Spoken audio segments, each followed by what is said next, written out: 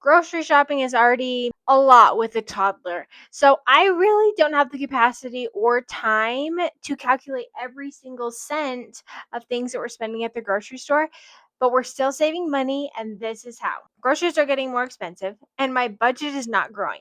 And every single time I would go to the grocery store, I was spending way more than I expected to. And it was honestly just frustrating because I didn't have an unlimited amount of money. And it wasn't for lack of trying. I just needed to find a way to save money that didn't involve budgeting or calculating at the grocery store. Let's talk about grocery shopping with a toddler. Honestly, if you've done it, that's enough to strike some PTSD in your mind. It is difficult. You're literally grabbing and trying to remember everything that you need, and you might forget things, or you're just grabbing crap because you need to get out of the store and get your toddler into their car seat and contained. So it is not easy, and it doesn't make saving money on groceries any easier. It felt like I was spending more and getting less. I tried budgeting. I do budget. I have like a rough estimate of how much we have allotted for groceries every month. And I did try calculating every cent, but that simply didn't work. It was too overwhelming. It wasn't realistic. It didn't fit my life. And I was still overwhelmed in the grocery store. No matter how I budgeted or what I budgeted, it wasn't fixing the problem. So I had to come up with different solutions. After implementing the 5 things that I'm going to talk to you about, this is the product. This is my grocery haul for the week. And I spent about, hold on, can't find my receipt. I spent $78 for a family of 3. So that's a total win. Let me kind of just walk through what I bought. Some prefaces. We're trying like 2 new meals this week, some that I've never cooked. So I had to buy a couple more extra ingredients that I don't usually buy. And I had to feed a large crowd one night this week. So I had to buy some extra meat. So, and also, I would say on average, our grocery trips are anywhere from $80 to $100. And last week, I spent a little bit more at like wholesale clubs. So this week our grocery haul was a little bit smaller, and I do have to grab a like maybe another $15 in fruit. So keep that in mind because my toddler literally eats so much fruit. But this is what we got yesterday. And I shop at Winco. I live in the West, and Winco has the best prices and best produce in my opinion. So yeah. So anyways, so my family is gluten-free and dairy-free, so that does increase our spending a little bit. This loaf of gluten-free bread is literally $10. Yeah. So yeah, Walmart, like they're a little bit cheaper, but this one is bigger. This is a pound and 8 ounces. So yeah, only what am I saying?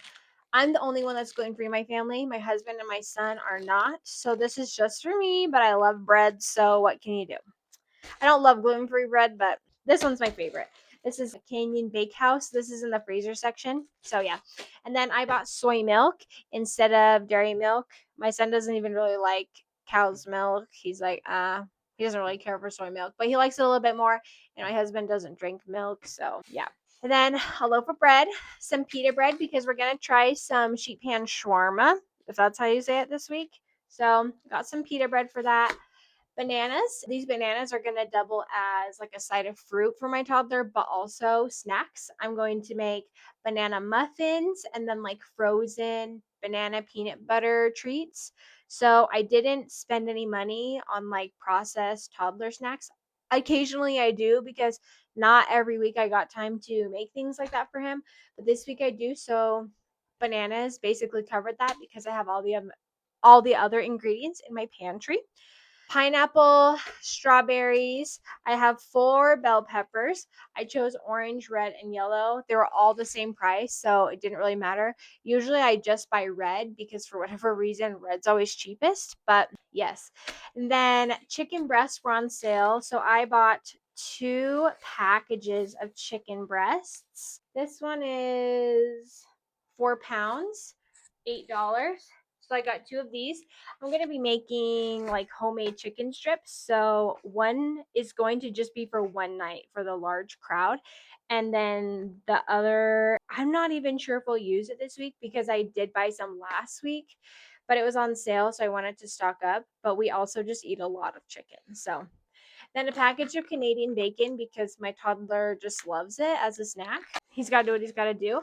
I like to buy my spices in bulk. So this is onion powder, and I also did buy coriander in the bulk, which costs like a few cents when I do it that way. I find it's cheaper. Some Cosmic Crisp apples. Whoop. My favorite late night snack recently has been apples, almond butter, and chocolate chips. Can't get much better than that, and it feels healthy. So, yep. And then I have a crap ton of protein bars because this is what my husband eats, and sometimes I eat them for snacks. They're gluten-free, dairy-free, and vegan. Obviously, they're vegan if they're dairy-free, or vice versa. Anyways, these are the best vegan gluten-free protein bars I found. They have 10 grams of protein in them. This one has 13, 12. Okay, they all have anywhere from 10 to 13, but they're Nugo brand. And at Winco, I can find these usually for a dollar, I think 28, $1.18 a piece.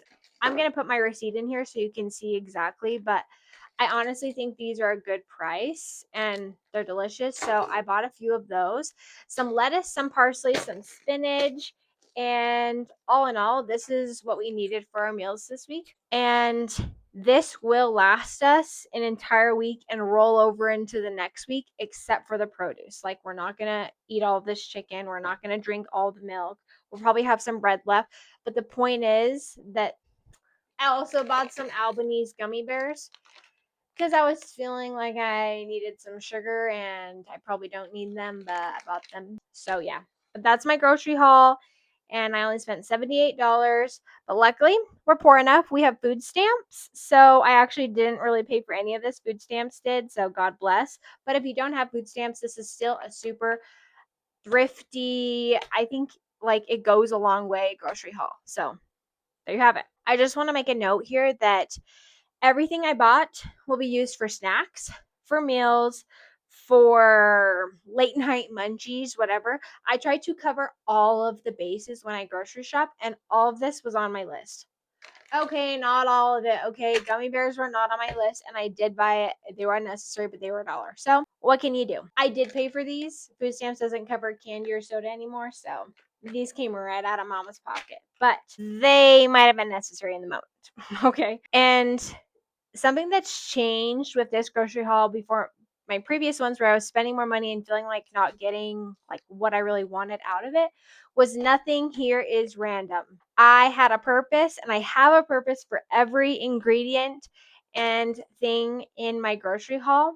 And that is what has been most useful for me in saving money is everything needs to have a purpose. Okay, now that you know what I bought, let's talk about like my 5-step system that I do every day that I go grocery shopping that helps me save money. And the first step is meal plan.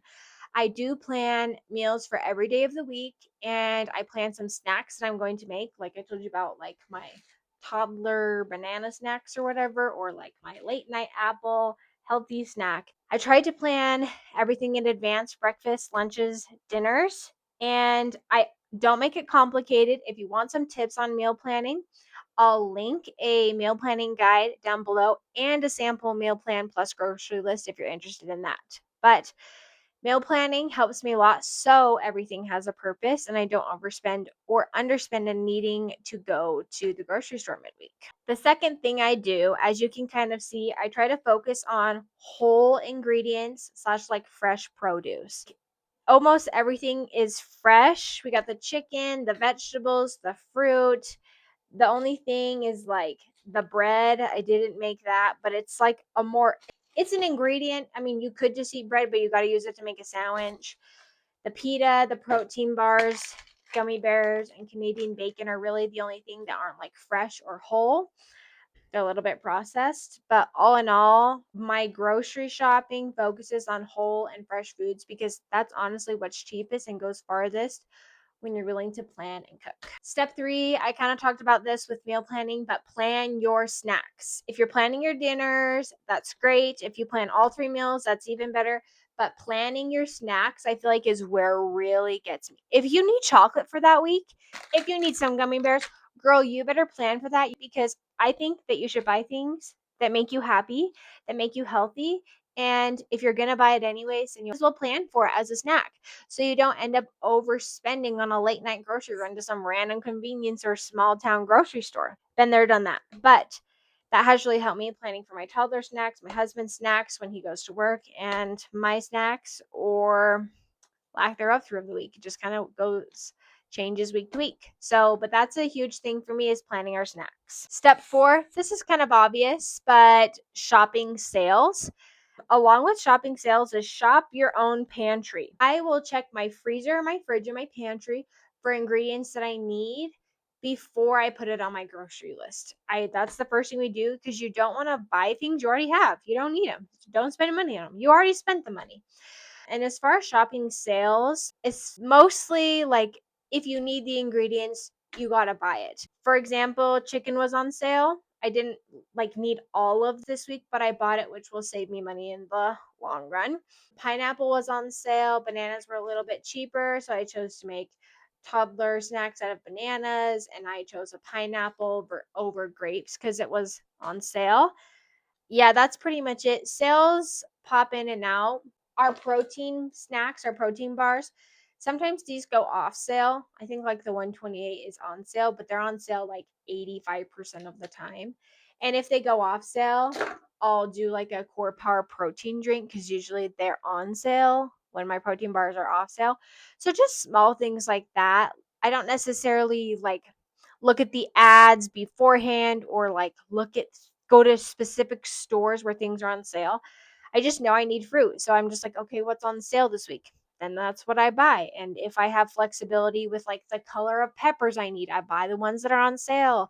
If I have flexibility with the onions or greenery that I need, I buy what's on sale. Simple as that. Doesn't need to be complicated, and can totally be done with a toddler. Okay, this is my last step, and probably something that the newest addition to my grocery shopping process or system that has really helped me the most is review your receipt. After you grocery shop, wherever you go, just sit down and look at your receipt. And what I like to do is focus on the top 10, 5 to 10, however you're feeling that week, however much you bought.